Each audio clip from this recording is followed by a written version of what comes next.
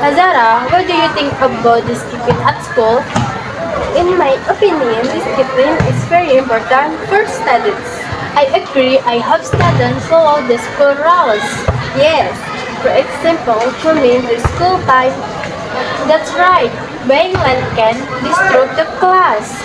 Students should also wear the proper school uniform. I think following the rules shows responsibility. I agree with you. It makes the school environment better. In my opinion, descriptions should start from ourselves. Exactly. We can be good example for others.